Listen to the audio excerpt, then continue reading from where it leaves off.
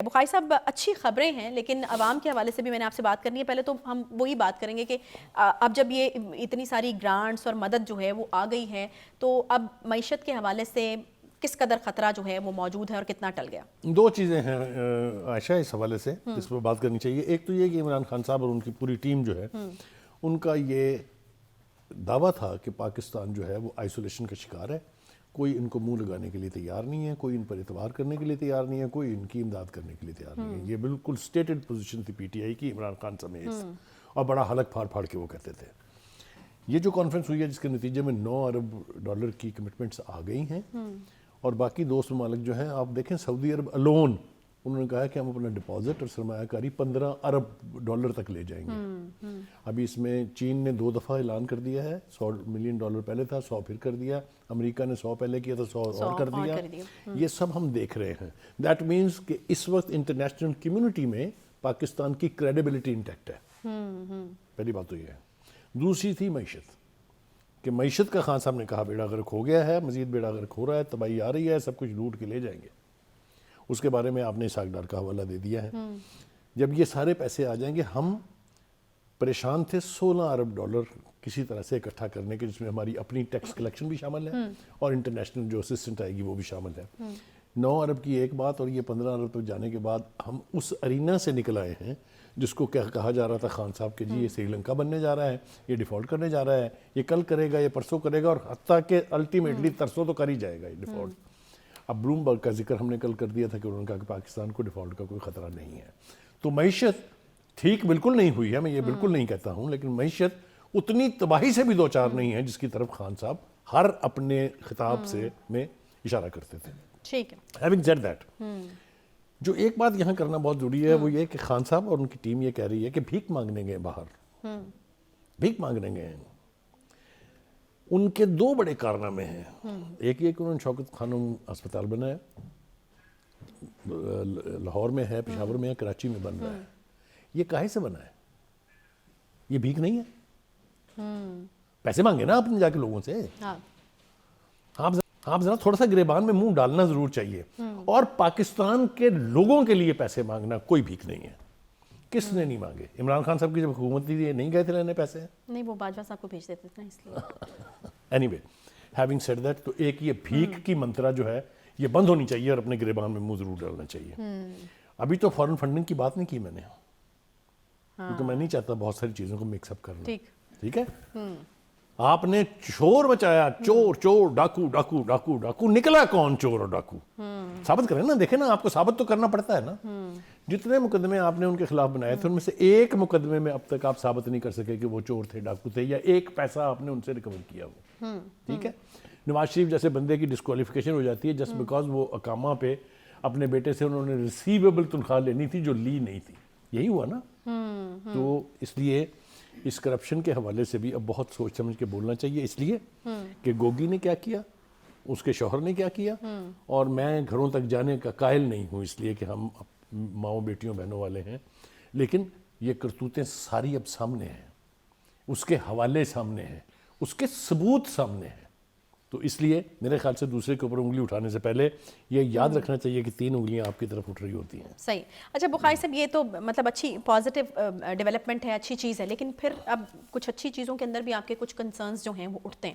تو وہ 2-3 میرے کنسرنز بھی ہیں، وہ میں آپ سے بیان کرنا چاہتی ہوں. ایک تو میرا کنسرن یہ ہے کہ یہ جو پیسہ آیا یہ فلڈ ریلیف کی مد میں آیا، سیلاب کی وجہ سے یہ دنیا نے ہماری جو امداد ہے وہ کی ہے. پھر ایک کنسرن یہ ہے کہ مفتاح اسماعیل صاحب نے کہا تھا، کیونکہ وہ معیشت کے ایکسپرٹ ہیں، کہ $1 ارب جو ہے وہ ہمیں 4 ہفتے کی سپورٹ دیتا ہے.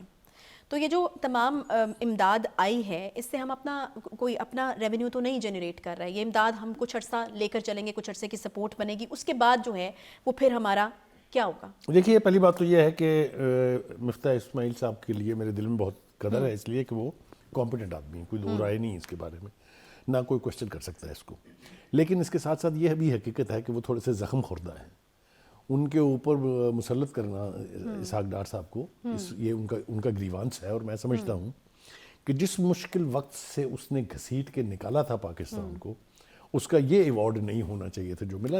اسحاق ڈار کو لانا ہی تھا نواز شریف صاحب نے، یہ سب کو پتا تھا. جب تک ان کا عدالت کا معاملہ سیٹل ہونا تھا اس کے فوراً بعد انہوں نے آنا تھا. یہ خود بھی وہ اعلان کر چکے تھے, لیکن یہ ان کا گریوانس ہے.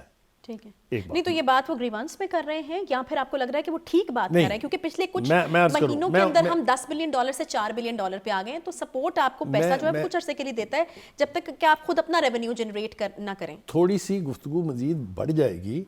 وہ 14 سے یا 10 سے 4 ارب پر آئے کیوں ہیں یہ کوئی نہیں بتاتا. نہیں میں وہی تو کیا گھر لے گئے, اپنی جیب میں ڈال لیا, اپنے اکاؤنٹ میں ڈالا, پیمنٹس کی ہیں, بالکل کی ہے نا, بانڈز کی پیمنٹس کی ہیں. بھائی صاحب وہی تو میں کہہ رہی ہوں کہ نہیں جو آپ کا انداز تھا وہ یہ تھا کہ دیکھو جی 4 رہ گئے جناب, پتہ نہیں کتنے لے گئے, کہیں نہیں لے گئے. وہ بانڈز کی پیمنٹ انہوں نے کی ہے 5 بلین کے قریب, اور یہ جو آ رہے ہیں یہ اس کو بھی میک اپ کریں گے.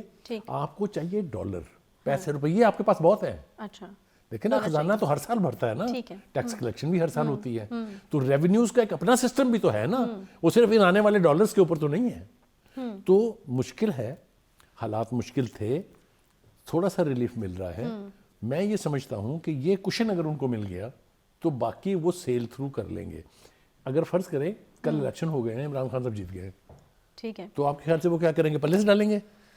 ہاں صحیح ہے, اور چاہیے تو ہوگی نا رقم, کوئی نہ کوئی اسٹریٹجی آپ کو بنانی پڑے گی, کوئی نہ کوئی میکینزم آپ کو بنانا پڑے گا جس سے ڈوبی ہوئی اکانومی جو ہے وہ سرفیس کرے. اچھا بخاری صاحب, اب میں مین مدعے کی طرف آنا چاہتی ہوں. عوام یہ سوال کر رہے ہیں کہ ٹھیک ہے آپ بچ گئے ڈیفالٹ سے, بڑی اچھی بات ہے, بڑی خوشی کی بات ہے, لیکن ہماری زندگیوں کے اوپر کیا فرق پڑا ہے؟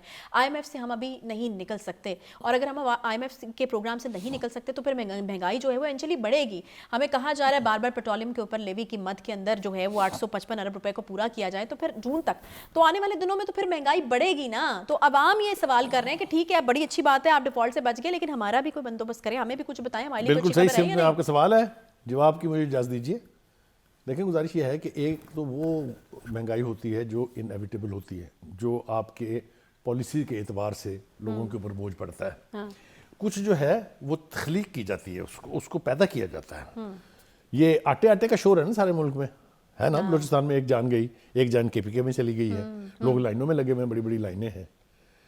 2 صوبے پیدا کرتے ہیں گندم جس سے ملک چلتا تھا, ایک پنجاب اور دوسرا KPK.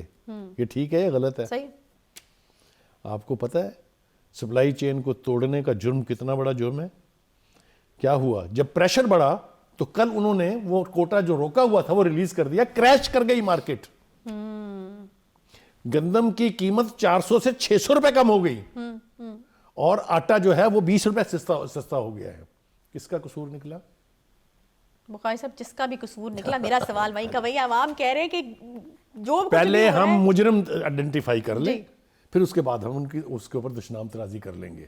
تو میں آپ کو بالکل ایمانداری سے یہ کہہ رہا ہوں کہ اگر سپلائی چین نہ توڑی جاتی, پنجاب ہولڈنگ کی طرف نہ جاتا, اس کا نتیجہ کیا نکلا؟ جن کے پاس جو کچھ تھا, کس کے ٹرک پکڑے گئے ہیں افغانستان جاتے ہوئے؟